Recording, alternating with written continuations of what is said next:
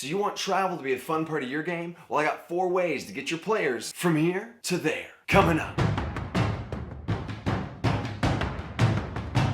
Welcome to the Dungeon Coach. I'm the Dungeon Coach. I'm here to lower that DC and increase the thrill of travel in your game. I've shared pieces of this system with many of you guys, and I've heard great results from those who've used it already. Travel's always something I heard horror stories about, and even at my own table, I struggled with finding the right system to use. And my first homebrew on this way back was a hex map, where they counted 3 squares at a time, then I'd roll on a random encounter table. It was awful. Travel was slow and tedious and really bogged down the game, because throwing full-blown combats at your party every time they go from point A to B can get repetitive. So over the years, I've homebrewed multiple travel systems that's customizable to you and your group. You can mix and match these 4 options for different scenarios. Not only do these take up far less time, they can accelerate the plot of your actual story, increase role play between your players, and still provide fun and epic moments. Sound too good to be true? Well, that's up to you. So here we go. Time out!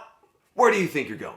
Before we get into these travel systems, we need to know your group's marching order. One super quick thing here, whether you're doing overland travel or inside of a dungeon, I want to know my group's general marching order. This is just a generic or default description of what each of your players are doing moment to moment and the general formation that they're walking in. If things go from 0 to 60, it's kind of nice to know about where everybody would be instead of having to figure it out in the chaos. Okay, let's go. Number 1 is travel roles. There could probably be a cooler name for this. How this works is there's 4 different roles for each player to pick from, and each role has a different responsibility assigned to it. This gives your players a priority system of who wants to do what while they travel, and this is very similar to that marching order we talked about. So here's the roles, and we'll talk about how to use them after.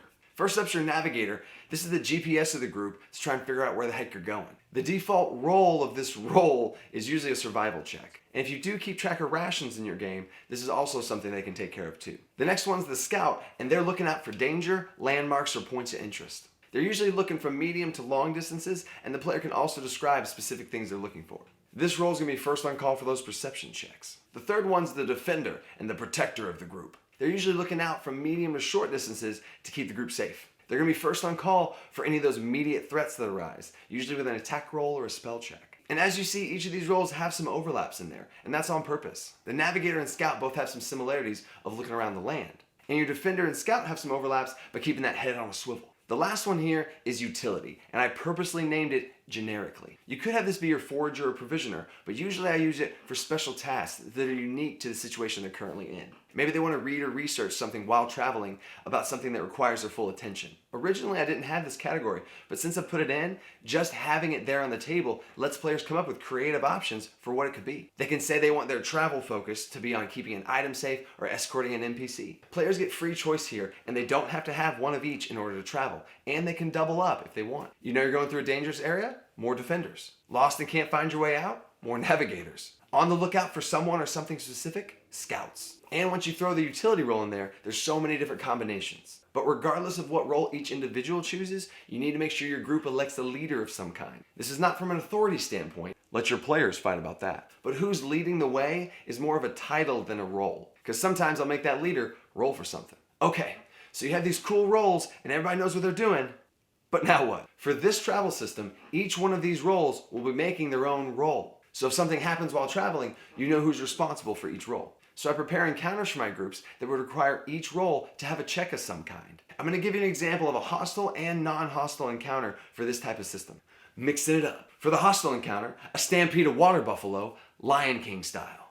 I'd start by describing this travel through a seemingly calm canyon, and then I'd point to the navigator. Make a survival check.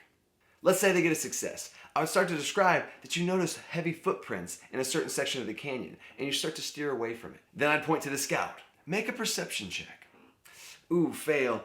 As you're traveling through this canyon, it's hard to see around you, but you all start to feel a building vibration at your feet. There's a loud rumbling of hooves, and as you turn around, it's too late. There's a massive stampede coming your way. I'd point to the defender. It's your go. What do you do? Time out. Whew. It was getting intense. These events don't have to be purely scripted as your players sit there and listen to what you say. Give them some creative freedom here also. Maybe your druid navigator, instead of making a survival check, wants to make a nature check to check out the lay of the land. And for the defender in this example, instead of just making him make a check, I ask him what he does first. So here we go. The defender describes a heroic tackle to save his party from the stampede. And let's say he succeeds on that roll. He'll be safe from that success, but you could also have him save one party member from the stampede. You're about to get trampled. Who do you save? I love putting my players on the spot in those clutch situations. So now whoever's left in danger has to make a dexterity saving throw. But I give them advantage because that navigator successfully steered them away from the center of the canyon. And they wouldn't even be here if that dang scout saw it coming. Anyone who succeeds would take half of this trample damage. They'd be okay, but a little beat up. But if you have anyone that fails, you might now have a skill challenge on your hands to go in there and save them. A more neutral example of this will be something cool, fun, and engaging for each of the roles to make as you travel. For the navigators, you want them to feel like they're directing and steering the group, so give them some choice about how they're going to travel. Give them a safer and more dangerous route with some interesting rewards and consequences to talk to the party about. A fail on that survival check could take another half day to get there, or on the dangerous path, maybe that defender has some defending to do. Or a failure on the safe route could be nothing at all. But if they succeed, they find an old abandoned cave to take a completely safe long rest in. They could successfully navigate around the dangerous creatures lair or arrive at their destination half a day sooner. The results of these roles don't have to be game breaking, and for the description of that navigator's check, sometimes I do part of it at the beginning and part of it at the end of the travel narration. And for the scout, you want to make them feel like they got their head on that swivel. They're on the lookout and they can help the group spot things, both good and bad. A failure here could maybe mean they don't notice the group that's following them, and they're going to get attacked next long rest out of town. Or if they do succeed, maybe they do spot those pursuers. Or on a totally different note, maybe they spot a bush of berries that's been known for its psychedelic properties. I threw that at one of my groups and they ended up making some kind of psychedelic jelly. Players do the weirdest stuff. And for that defender, they need to feel like they're the protector of the group, ready to use their abilities for a variety of situations. The hostile version of these encounters are where your defender really shines in those more dangerous stretches of travel. But I also love throwing some curveballs at them. I'll describe a group of hooded figures walking towards them down the road. Always interesting to see what they'll do with this. But it ends up just being an old woman tarot card reader just traveling between towns. Or is she? Or once the party's stronger, I might describe something super light, like a small pack of wolves attacks the group and asks the defender, what do? They can describe some cool flair of how they do it and ask them to make a real simple roll. DC 10. They get to describe themselves being awesome and save the group from this encounter that wouldn't have even been a challenge. No need for full combat, but a fun exchange for roleplay instead. And if they do fail that simple roll, they will take some damage, but it'll be more to their pride than anything else. A humorous amount of D4s, still finishing off the wolves, but somehow managed to leave the fight a little scratched up. Make sure you throw a wide variety of encounters at your party. Hostile, non-hostile, challenging, and simple. Either way, this can be a quick and fun way to do travel that keeps everyone engaged because they each have a role that they always will have to make. Everyone will be engaged and ready to roll, and it can lead to some cool role play between your players. And for number 2, if you've been watching the stuff on this channel, it shouldn't surprise you too much. You can turn your travel into a skill challenge. It was one of the earlier videos I did on this channel, and it's a homebrew system that I stole from 4th edition that you can bring to your table. And if you haven't seen that video yet, click right here. I go over all the basics you need to know so you can run it yourself. And last week's bonus video that you guys unlocked also goes over skill challenges and more rule variants I have for them. It would be super redundant to go over all that again, and I'm all about being efficient here on this channel. So I'm going to hit you with some quick basics and how you can apply it towards travel. This type of travel works the best through dangerous areas. Basically, the DM will describe to the group a section of land that they're going to travel through on the way to the next objective. And the players will describe what sort of skill they use to make that happen. There'll be a DC set for that skill challenge, and each player's role will contribute towards successes or failures as a group. You need a certain amount of successes that your DM decides on based on how difficult this travel should be before you get 3 failures. That's a pretty efficient description. Players can get creative on these different travel scenarios to get from point A to B in a quick and cinematic challenge. This will get your players thinking outside the box on different ways to use their character and not bog down your game. So go check out those videos, because trust me, you'll love skill challenges, and I got a lot of different ways for you to tweak them to fit your table. Here are some cool examples for you of different times I've used skill challenges for travel. You can use the same stampede example from number 1 in this video. Your players are walking through a canyon and then out of nowhere, water buffalo skill challenge. Maybe their quest destination is buried deep inside a jungle and they have to do a skill challenge to try and find it. Or the path their players on dead ends into a whitewater rapids. They could backtrack and lose some days of travel, or they could do the whitewater rapids skill challenge. Or for a change of pace, stick your players in the middle of the Underdark in an Umberhulk's nest and see if they can get out alive.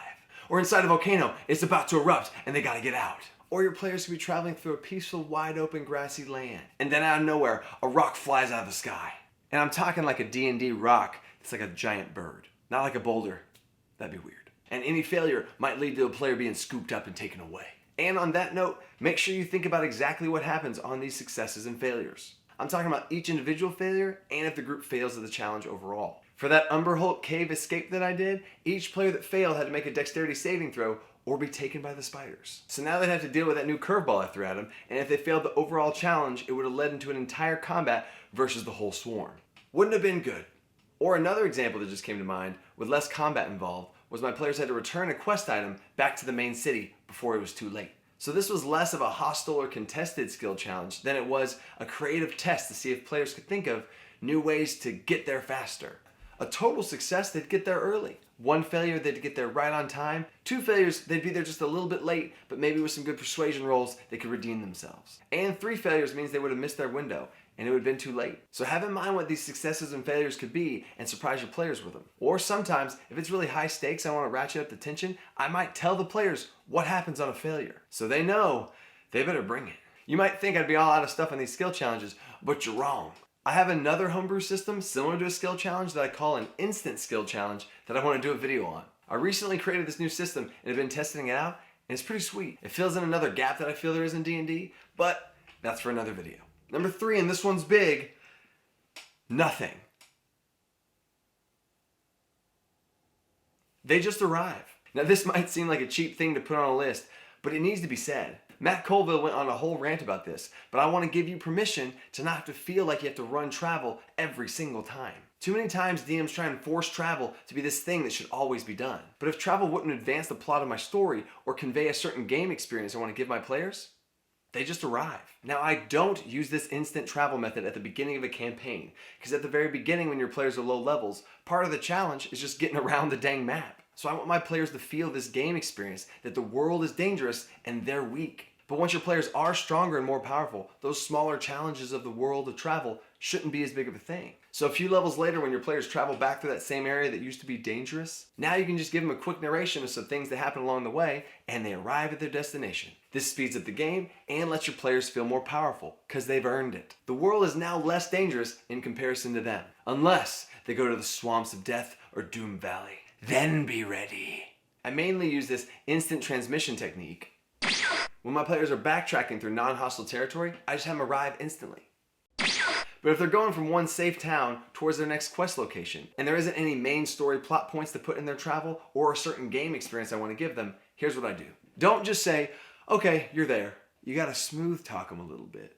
I'll give a quick narration of where they are and what they see, and if the travel takes more than one day, I'll give them opportunities for roleplay moments during those long rests. Time out! This is honestly a bonus tip here to help increase roleplay between your players. I do this on all long rests that aren't high stakes. I ask my players which two characters are keeping watch, and then I always ask them, what do you talk about? This gives you a chance for players to roleplay with each other one-on-one. And for new players, or players that aren't as comfortable with roleplay, this is a lot less intimidating. A quick shout out to one of my subscribers, Caleb Head. Told y'all I want to do this more. We had a little conversation about exactly this, and here's what he said. He said your long rest forced RP idea worked really well. He also had a great idea and sounds like a pretty awesome DM. He said he talked with one of his more experienced role players beforehand and let him know this was coming. So then when he asked for 2 people to keep watch, the player volunteered along with another. I absolutely love hearing stories like this from people in this community. So keep them coming. All right, let's get back to talking about nothing. So if you're in the middle of your session, your players are having fun and they're on a roll and they need to go to the next location, just let it happen. A quick narration with some flavor sprinkled in and you describe their arrival to their new destination. Number 4, travel encounter tables. I know everyone loves them encounter tables. Before my players set off and travel towards anywhere, I stop and think about what story elements could be that way. Are there any plot points, story hooks, or clues that would be there? Whatever I think of that I need to throw at them, I choose to do it instead of putting it on a random roll table. Now if it's not something huge and it's a small story nugget about a player's backstory or a unique NPC, I might put those type of encounters on a random encounter table. Basically, if you want your players to experience or encounter something, don't just cross your fingers and put it on a roll table. Just do it. But you could totally act like you're rolling on some random roll table behind the screens and they'll never know.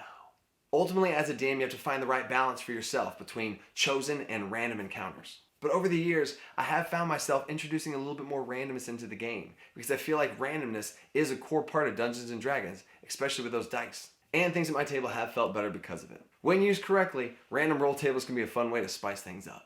And myself as a DM, I'm about 80-20 as far as how often I use these things, and I choose what I throw at my players much more often. And the coolest part of these roll tables are a wide variety of ways that you can use them. There are so many different encounter tables I have, it's crazy. From inside of cities to outside of cities, both hostile and non-hostile. Definitely enough for me to do an entire video over. On that note, I do have a Patreon reward tier that gives access to all my digital resources, tables included. And right now we're in the middle of a Patreon only giveaway, but we'll talk about that at the end of the video. Now I know there's a ton of encounter tables out there, but what I want to do with you guys is make the best ones possible. How I make videos on this channel is my patrons vote on recommendations from the entire YouTube community. But if certain videos get a certain amount of likes, I make those videos too, so everyone has a voice. My new video on homebrew death mechanics was the first one to get over 200 likes. So I'm working on that follow-up video on my homebrew resurrection system. So here's what we're gonna do for this video. Leave a comment down below with an encounter idea you have, and if this video gets over that 300 likes, I'll compile all my favorites to make an encounter table made by you guys, the Dungeon Crew. This will be a creative community challenge to give you guys an efficient table to help make your games better. And what better way than to do it together? And in that video, I'll also give you my tables that I've already made to help give you even more. And speaking of support, we hit over 1,000 subscribers. This happened way before I thought it would, and at the time of filming this video, we're at almost 1,200. That's about 300 subscribers in about a week. So thank you so much for being a part of this journey, and I hope that I've helped at least a little bit make a difference in your game. So I hope this travel video helped you find the right balance for travel and gave you some options to use in your game. So until next time, stay creative and think outside that box. Peace.